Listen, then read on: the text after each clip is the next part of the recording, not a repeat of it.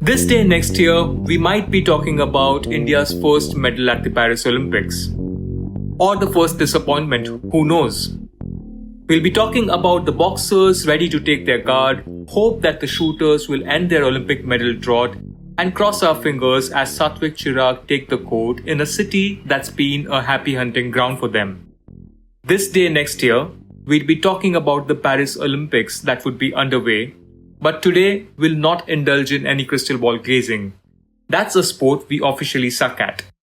And so, rather than doing all the predictions, we'll be deep diving into the current form and fitness of the Tokyo 7.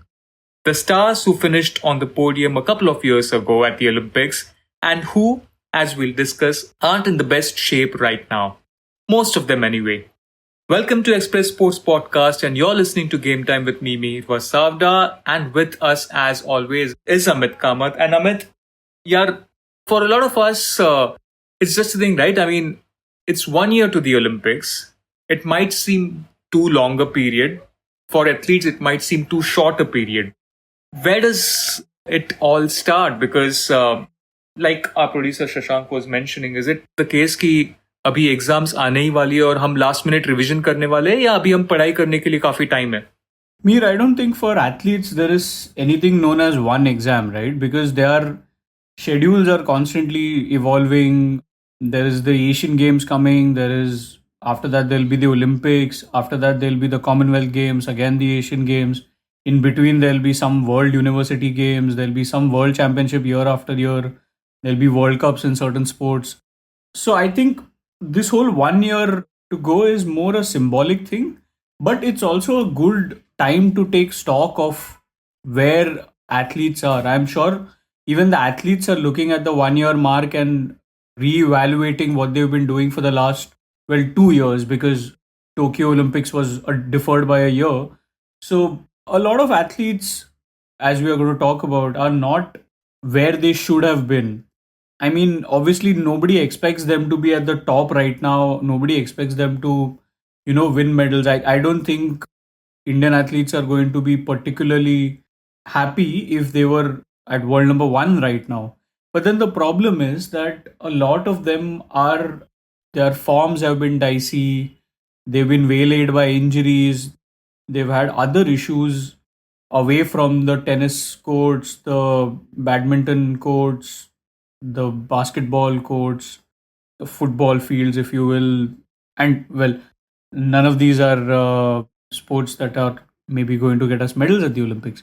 But the point being that a lot of these athletes who we were looking at because they won medals at Tokyo 2023 years back are not exactly where we would like them to be right now. Right, and you mentioned काफी सारे tournaments between now and the Olympics. So we'll just do a quick listing of all the quote-unquote midterm exams between now and Paris. So I think the next 3 months will give us a pretty much clear idea. So on August 14th, the Shooting World Championships begin in Baku. Then on August 19th, it will be the Athletics World Championships in Budapest, followed by the Badminton World Championships on August 21. After that, we have the Weightlifting World Championships starting September 2, Wrestling World Championships starting September 16, and then the big one, the Asian Games starting September 23. Now, these will be proper indicators of where Indian athletes across sports will stand at the moment. It will give them an idea as to whether they have to kind of make any course corrections or stick to the same program, same routine until the Paris Games.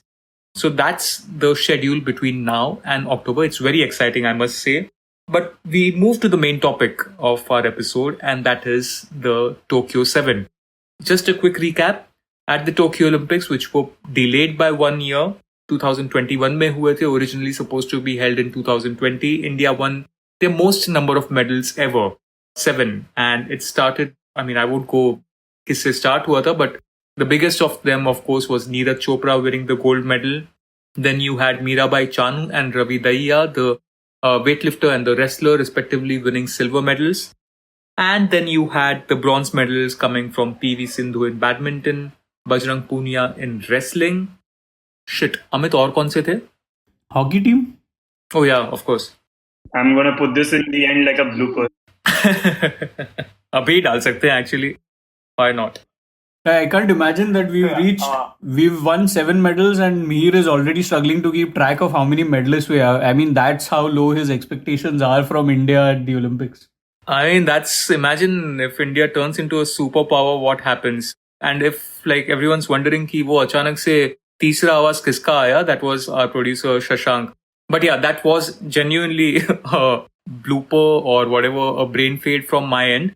Because Amit and I were both at Tokyo Olympics, and all these medals were in a way kind of special moments. They still remain, quite a bit of it remains a blur in my mind. I'm sure it's the same with Amit as well. But Amit, if we were to like detach ourselves from the emotions that day and whatever the frenzy that followed, Aaj, yeah, where do we stand? I mean, if we were to start, of course, with the gold medalist, Niraj Chopra, he's not shown any signs of stopping. Yeah, I think after winning gold at Tokyo, he's kind of had a checklist of sorts in his mind, right? So he's ticked off winning a world championship medal. He won a silver last year around. He's gone to winning the Diamond League, the overall Diamond League series, which I don't think, we would have even thought that any Indian could, but Neeraj went ahead and did that. The only thing I think that's left in his arsenal is maybe crossing the 90-meter mark, which is something that comes up a lot. And now I think Neeraj has been so used to the question that he's almost, as soon as somebody starts talking about distance, how distances doesn't matter as long as you are winning medals. So obviously Neeraj has been in a class of his own. Yeah, no, absolutely. And again, I think like you mentioned, the 90-meter mark will be hanging like a sword on his neck. And I mean, यार पता नहीं अभी कितना on that day क्या होता है. Same चीजें बातें हुई थी at Tokyo as well कि he'll have to throw 90 plus to be in the medal contention, and he won with throw that was fairly lesser in distance compared to what people thought he should be doing. But I mean, the one fascinating thing I find about Neeraj is just the clarity in his mind as to where he is right now and what he needs to do, and that's a very rare thing. एक self awareness जो हम कहते हैं, he has that in dollops. I don't know, is it only because of the kind of person he is, or the people he's surrounded by, or the fact that he's constantly also in Europe, outside India, competing and training with people with whom he'll actually be competing at the Olympics. It's just very fascinating to watch Neeraj evolve from a young javelin and now as an Olympic gold medalist approaching the second one. I think one of the things that also keeps Neeraj instead is that the Master Yoda that is in his corner just whispering, focus on medals, one must, young Skywalker. I think that is why he's kind of, very rooted. I think one of the things that is also helping is not being in India for extended periods of time, because I think he had mentioned in one of the earlier press conferences right after winning a medal at Tokyo and he'd gone abroad, very poignantly mentioned that, the whole reason I'm not in India is that it's not because of training facilities per se or training partners per se, which is what a lot of Indian athletes say is the reasoning for going abroad. The whole reason that Neeraj is abroad is so that he can keep away from distractions, so that he does not have to go to people's weddings, things like that. So that is one of the things that keeps him rooted. And another thing that we've noticed about Neeraj is that he just knows when to not compete. I mean, there have been times so we expected him to compete at the Commonwealth Games in Birmingham last year. And just, I think, on the day of the opening ceremony or just a couple of days before, he pulled out saying that, he had an injury and he didn't want to risk it. But for a Neeraj Chopra, for a lot of Indian athletes, the lure of a Commonwealth Games medal, which I dare say is slightly easier than winning a medal at maybe the Asian Games or the Olympics or the World Championships. So obviously that he could have still powered through despite the injury and still have finished on the podium easily. But for him to decide that, no, I don't want to aggravate the injury further, shows a very serious understanding of where he's at in his career. No, true. And again, for that very reason, I won't be surprised if, he decides not to go for the Asian Games as well. Right now, he said that Asian Games is his target. but World Championships उससे पहले हैं, and if he again wins a medal, if he feeling कि ठीक है काफी हो गया season के लिए, I need to prepare for the Olympics, I think he's quite capable of doing that because again, like we discussed, the clarity in his mind of the ultimate goal and not just the short-term targets. But I mean, from Niraj, I think we should move on to the silver medal winner. I think it was the first medal of the Tokyo Olympics for India, Mirabai Chanu winning the silver in women's 49 kg category weightlifting. I'm very excited for this one because I think the World Championships and Asian Games will clearly give us an indication, Amit, of where Mirabai stands. And unlike many other sports, here you can actually kind of guess where the athlete will be depending on the kind of weights she is lifting. And for Mirabai, it's become very interesting because unlike in Tokyo, where the athletes from Thailand and North Korea did not turn up because of COVID, Thailand was suspended because of their doping violations, and now those two countries are back. Suddenly, where in Tokyo, the situation was that after the Chinese girl, Mirabai was the next best lifter. You suddenly have lifters from Thailand and North Korea also entering into the fray. That's again assuming that North Korea will be allowed to compete in the qualification events for the Paris Olympics. I don't think they are eligible for that. I'm not too sure of what's the current situation right now, but still you have the Thai girl as well. So that's a very interesting mix there, Amit, because जो एक assured silver and that push for gold जो था, that's become nice and complicated. Well, nice and complicated is what Indian athletes at the Olympics specialize in, because I mean, you look at the Asian weightlifting championships that she was recently competing in, and because, as you said, that a lot of her competitors are going to be Asian, she's gone to the Asian weightlifting championships and finished fifth. Her overall effort of 194 kg was about 13 kg less than her personal best of 207 kg. She lifted 85 kg in snatch and then could not lift 88 kg in the next two attempts. She, lifted 109 kg in clean and jerk and then had to forfeit the next two attempts.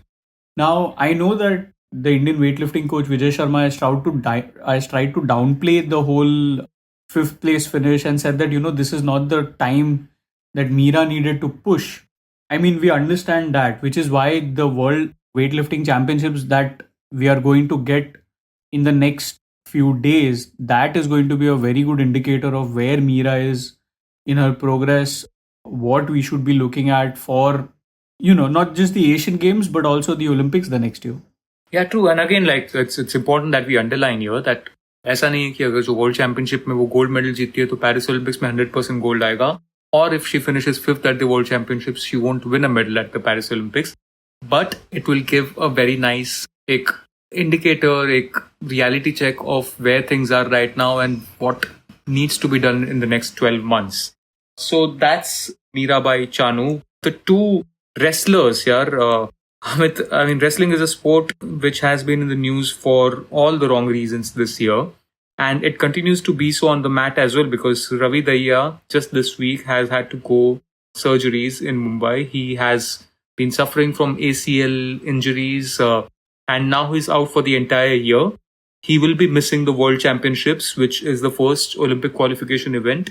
And Bajrang Punia, the bronze medal winner, he, with the protests and all that unfolded throughout the year, he has been away from competition. Hopefully, he's trying to make a return at the Asian Games, but let's see how that goes. Amit, what's your take on those two guys?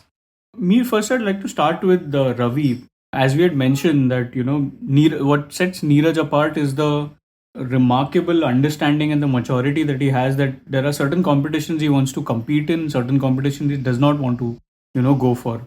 If you look at the recent trials to, finalize the team for the Asian Games, Ravi has gone in there and has been pinned because obviously he was fighting through injury, but maybe, just maybe, obviously as a journalist, you can have all your opinions, but then as an athlete, the whole scenario is completely different. Ravi could have maybe skipped, going to the Asian Games, the trials at least, and maybe he could have tried for the World Championships because the World Championship trials are going to be held next month in August.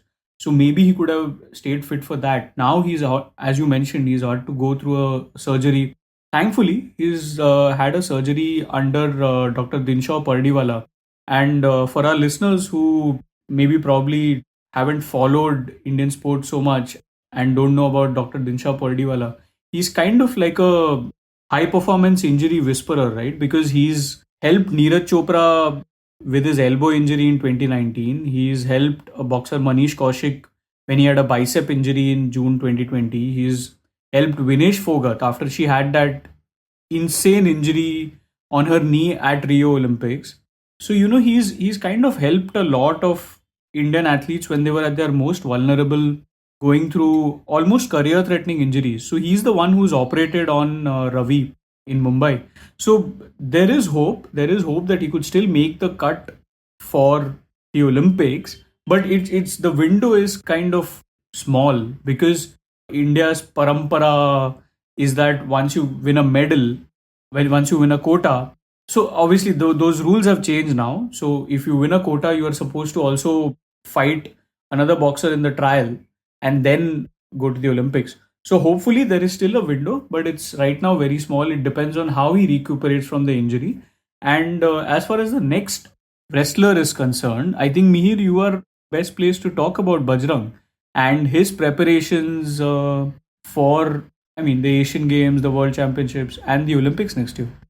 No, so with Bajrang, it's very difficult to say where he stands right now for the simple reason that he hasn't competed anywhere since the World Championships last year. And when we saw him at the Worlds last year, he did win a medal. He won the bronze and he looked pretty solid again. And if he returns to fitness anywhere close to that fitness levels again, he remains a contender. That's the only question right now for everyone who's been following wrestling, whether Bajrang manages to bring himself to those same fitness levels. Because see, Bajrang the entire wrestling style was to drag the bout till the last minute. He used to depend a lot on his stamina, on his energy, and that's what is being scrutinized right now. He was away from the wrestling mat since April when the wrestling protests began for the second time. From April till June when he resumed practice. So that's a very long period for any athlete, let alone wrestlers, to stay away from their sport. He is right now in Kyrgyzstan. He's training over there, trying to get in shape. First, for the World Championships trial, they haven't, like Bajrang and Vinesh, haven't confirmed whether they'll be competing in that. But right now, his next big picture, his next big tournament is the Asian Games. And let's see whether he gets fit for that, because a fit Bajrang will always remain a contender. There is no doubt in my mind. But how quickly he manages to get fit, get match ready is a big question. That's something I think all of us will be keeping a close eye on over the next couple of weeks. Moving on to the next one, and I think that's a big concern, Amit. PV Sindhu. I mean, always a big tournament performer, so we can never rule her out. But at the same time, it's also fair to say that she hasn't looked as poor as the word I hate to use for Sindhu. But yeah, she's struggled. Just struggles. I haven't seen her struggle this much in a very, very long time. Absolutely. I think she's fallen to world number 17 just last week. And that I think is the lowest ranking in over a decade, which is slightly alarming. But Mihir, as you spoke about Bajrang, Sindhu is that kind of an athlete who, if in form, you are never going to, if she's completely fit, you are literally never going to bet against her because she's proven herself to be a big competition athlete. She's had a raft of world championship medals. She's had 2 Olympic medals, a silver at Rio and a bronze at Tokyo. So Sindhu is somebody who she might be whatever ranked, as long as she qualifies, as long as she's in a good frame of mind. I'm not going to bet against her winning. I mean, doing something that no Indian athlete has done in individual sports, that is win 3 Olympic medals in 3 successive games. Yeah, true. And also, she'll be with a coach of her choice, which again, in Sindhu's case, matters a lot, where she is mentally in a happy state with the coaching staff or her of her preference and stuff. So I think it's just the fact that she's looking slow right now. So yeah, I mean, let's see. World Championships again will be something that answers a lot of questions on that front because Sindhu tends to kind of lift her game at that stage. So we'll see. Now the 2 medals that I forgot at the start of this episode, and I'm sorry for that. One of them is admittedly pretty close to my heart, the hockey bronze. And I don't know, yaar. It's something that splits me. On some days, this team looks unbeatable. On some days, it continues to frustrate you. So that nature of the Indian hockey team hasn't changed. A lot has changed otherwise. There is a new coach, Craig Fulton. He's taken over from Graham Reed. There is a lot of change in the playing group as well. And the first target for them will be to win the Asian Games gold, because that will ensure a spot in the Olympics. And if they fail to win the Asian Games gold, it could mean there is a likelihood that they will have to play a tournament in Pakistan to qualify for the Paris Olympics. That will be quite something, Amit. Absolutely. I mean, I don't think anybody was expecting the hockey team to win a medal at Tokyo. Please. What are you saying, that you were expecting them to win a medal at Tokyo? I was expecting them to reach the semifinals, yes. Okay. So I think all of us others, novices, who have not followed hockey as closely as Mihir Vasavda, were not expecting the Indian hockey teams to. Sarcasm ka gold medal mile Amit Kamath ko. Well, at least some gold medals are good, right? I mean, okay, I'll take that. Anyway, a hockey team we were not expecting so much. So I mean, it's good that this time around, maybe we are not thinking too much about them. They are keeping in the shadows. They are not front and center. So maybe that's a good thing.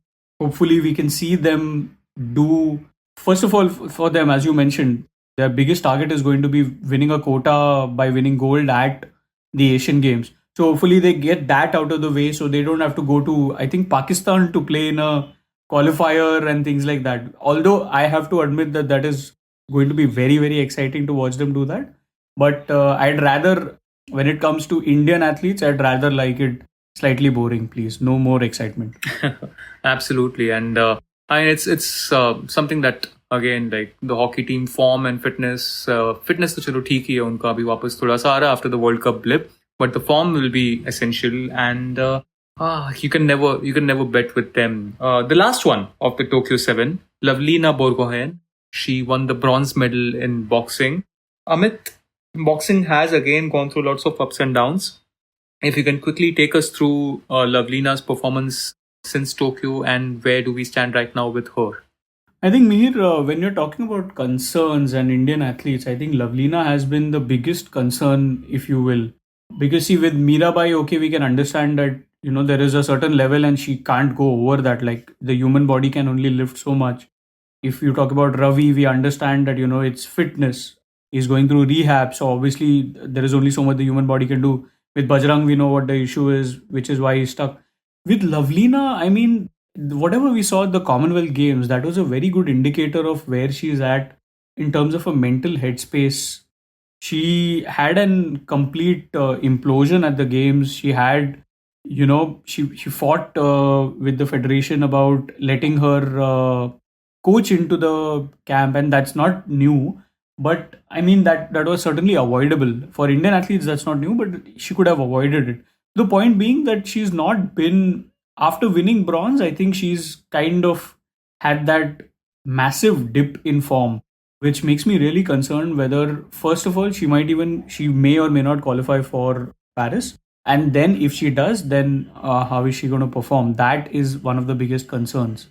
That's a big call, yeah. That's a big thing to kind of look at heading into Paris. But yeah, I think that's all we have for today. I mean, see, these are the topics which require in-depth discussions. And if, in a way, you were to look at this episodes, आप ऐसे समझ लीजिए कि this was a trailer of the 7 episodes we'll be doing over the next 2 or 3 months, because with every World Championship, we will be going into each of these topics in depth and also look at the new prospective medal winners for the Paris Olympics. There is a long list. There is Nikhat Zareen, there is Rudransh Patil, there is Swatvik Chirag. The women's hockey team, even though not a medal contender, they'll always be around. So there is a lot to pack up. And 30 minutes के लिए काफी कुछ overwhelming सा हो जाता है to focus. So we will be doing one by one each of these things in the weeks to come. So do keep an eye out for that. But before we wrap up, Shashank, anything that you will be following from this? I'll be following up on my appraisal letter, which hasn't come yet. And it's 28 July. So I'll be following up on that here. I hope you guys will. 1 year to go for that too, yeah. Yeah, for sure. So while Shashank waits for his appraisal letters, we'll wait for the appraisal letters of the Indian athletes, and we'll be reviewing them as well in the weeks to come. We'll in fact be handing them out, right, Mihir? We'll be handing them out, reviewing, we'll be doing everything. So yeah, do keep listening to Game Time for that, and we shall be back next Saturday. Thanks for listening. You were listening to Express Sports by the Indian Express. This week's show was edited and mixed by Abhishek Kumar and produced by me, Shashank Bhargava. If you like the show, then do subscribe to us wherever you get your podcasts. You can also recommend the show to someone you think will like it. Share it with a friend or someone in your family. It's the best way for people to get to know about us. You can also tweet us at Express Audio and write to us at podcasts@indianexpress.com.